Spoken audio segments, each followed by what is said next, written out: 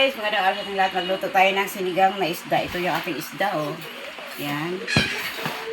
Sigang sa miso. Miso, bawang, kamatis, sibuyas. At ito yung ating gulay. So, start na tayo. Ito ba?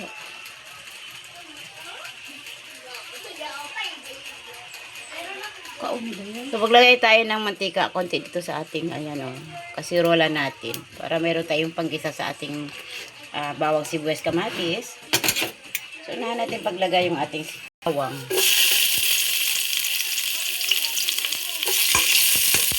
Konti lang ating mantika para may panggisa lang tayo dito sa ating rekado.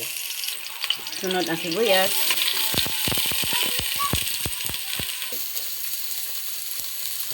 Sunod ang kamatis.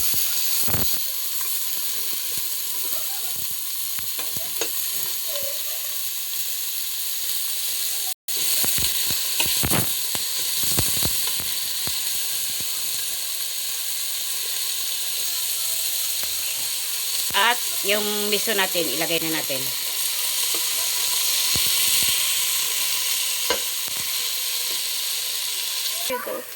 So, ito maglagay na tayo ng sabaw para sa ating isda. Ayan na.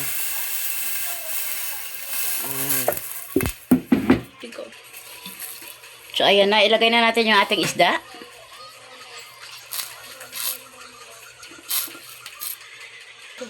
Ilagay tayo ng asin.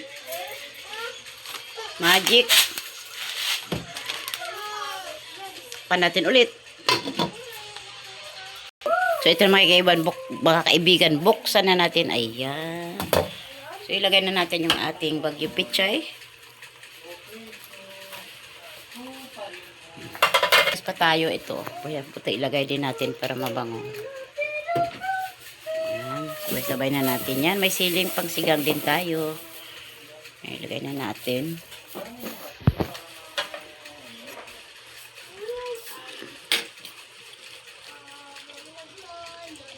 Tikman na natin ito kung sakto sa ating panglasa.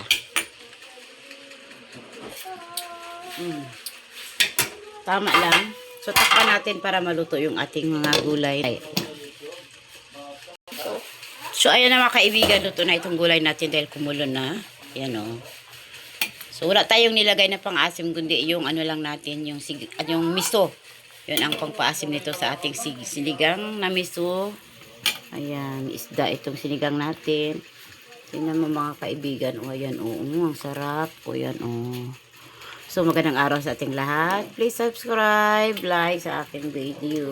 Bye-bye. God bless. Sarap.